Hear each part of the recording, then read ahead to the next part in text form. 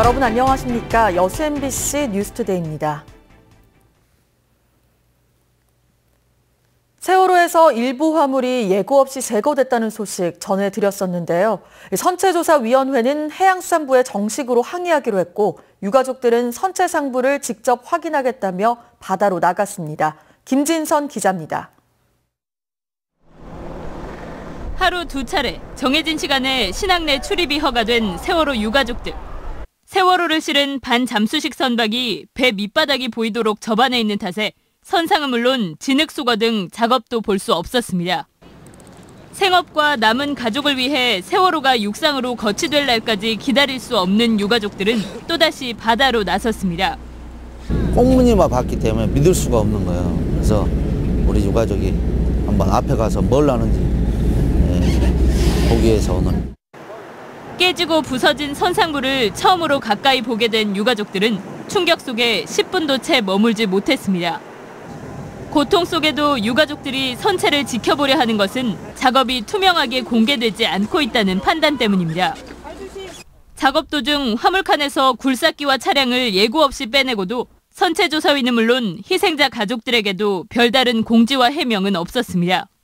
화물차에 있는 화물을 함부로 빼면 안 되겠죠. 왜냐면 우리가 그 무게라든가 고박 상태를 봐야 되거든요. 증거기 때문에 그게 이제 우리 선체조사의 목적인데 그걸 앞서 참사의 진상규명에 필요한 세월호의 선교와 기계실, 기관실과 화물칸의 현상 유지를 요구해온 선체조사위원회는 해양수산부에 정식으로 항의할 방침입니다.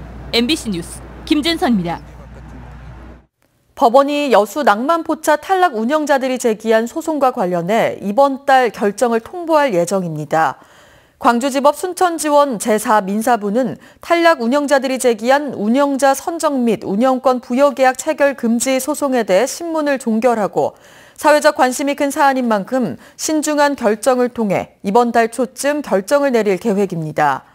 이번 소송과 관련해 재판부는 여수시 측이 운영자 선정이 이미 마무리돼 소송 명칭 변경을 요구함에 따라 운영권 부여계약 체결 금지만 받아들인 바 있습니다. 순천만 국가정원에서 이번 주부터 한 달간 봄꽃 축제가 열립니다.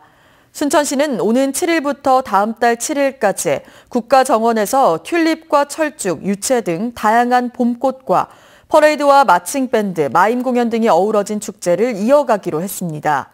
순천시는 특히 오는 11일 전후에 국가정원에 식재된 35종, 20만 그루의 튤립의 개화가 절정에 이를 것이라며 축제 홍보에 나섰습니다. 제8회 목일신 동요제가 오는 5월 13일 고흥 문화회관에서 개최됩니다. 목일신 동요제는 지난해 전국에서 180여 개 팀이 참가하는 등 매년 참가자들의 호응을 얻고 있으며 수상자들에게는 교육부 장관상 등 모두 5개 분야에서 1,800여만 원의 시상금이 지급됩니다. 일제강점기 항일운동가이자 동요작가인 목일신 선생을 기리기 위해 마련된 이번 대회는 대회 당일 동시대회와 함께 열려 가정의 달을 맞은 어린이들에게 의미 있는 경험이 될 것으로 기대됩니다. 전남 지역 전통시장에서 화재보험에 가입한 점포는 10곳 가운데 2곳도 안 됩니다. 올해부터 준정부기관이 보장상품을 출시했지만 여전히 관심이 적어 제도적 지원이 필요하다는 지적입니다. 보도에 문영철 기자입니다. 리모델링 공사를 앞둔 여수 수산시장입니다. 지난 1월 화재로 불에 탄 점포는 모두 116곳. 이 가운데 개별보험에 가입하지 않은 50여 곳은 피해를 고스란히 떠안아야 했습니다. 현행법상 일정 규모의 전통시장 건물은 화재보험에 가입해야 하지만 시장 내 개별 점포는 의무가입 대상이 아닙니다. 이 때문에 전국 전통시장에 있는 점포 가운데 화재보험에 가입한 곳은 26.6%에 불과하고 특히 전남은 전국 평균의 절반 수준에 그치고 있습니다. 회의 개최 때마다 하고 있는데 잘 안 되네요. 상인들이 그러더라고요. 보험회사도 좀 꺼려 한다는. 이 같은 문제를 해결하기 위해 최근 출시된 전통시장 화재 공제. 점포 시설물과 집기, 판매 상품까지 보상받을 수 있고 준정부기관에서 운영하는 만큼 비용도 저렴하지만 여전히 큰 관심을 끌지 못하고 있습니다.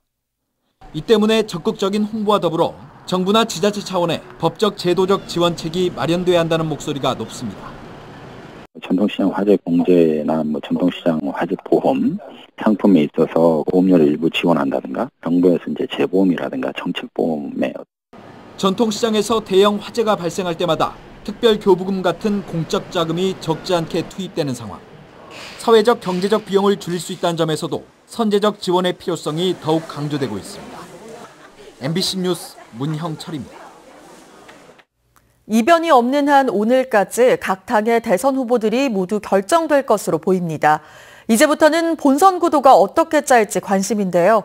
호남의 민심은 여기에서도 중요한 변수가 될 전망입니다. 윤근수 기자입니다.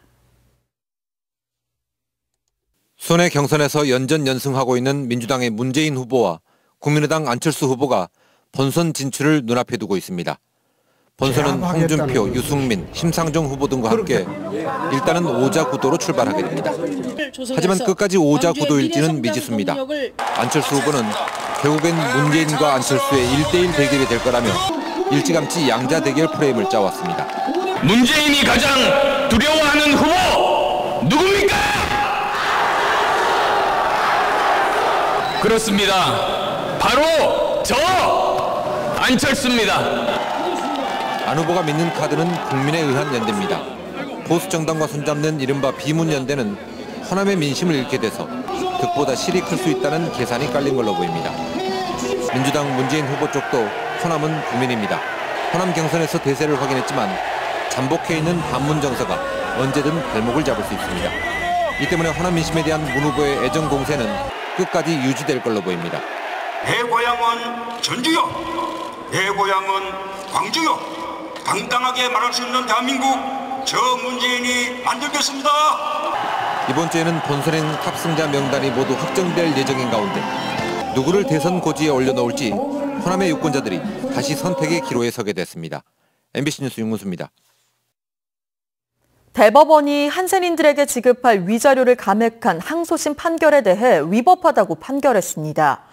대법원 일부는 국립소록도 병원 등에 입원했던 한센인 207명이 제기한 손해배상 청구 소송 상고심에서 위자료를 2천만 원으로 삭감한 항소심 판결이 위법하다고 판결하고 위자료를 재산정하라며 사건을 서울고등법원으로 돌려보냈습니다.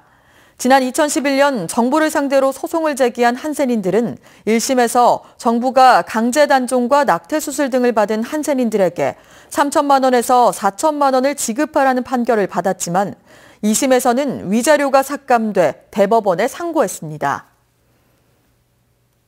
여수시가 주민 스스로 지역의 특성화된 자원을 활용해 소득과 일자리를 창출할 수 있도록 여수형 마을 기업을 육성합니다. 여수시는 지역 특산물 가공과 전통시장 상가 활성화 사업 등 수익 창출이 가능한 마을 사업 3건을 오는 7일까지 공개 모집을 통해 선정할 계획입니다. 선정된 사업은 각각 2천만 원을 지원받아 사업 추진에 필요한 시설과 장비, 홍보비 등으로 사용할 수 있으며 참여 자격은 최소 5명 이상의 지역 주민이 출자한 법인입니다. 광양시가 영농철을 맞아 농민들의 일손 부족과 경제적 부담을 줄이기 위해 다양한 지원 사업에 나섭니다. 광양시는 모두 4억 9천여만 원을 들여 벼 우량묘 생산을 위한 규격화된 상토 5만 6천여 포를 지원하고 화학비료 10만 포대를 포대당 3천 원씩 농가에 공급하고 있습니다.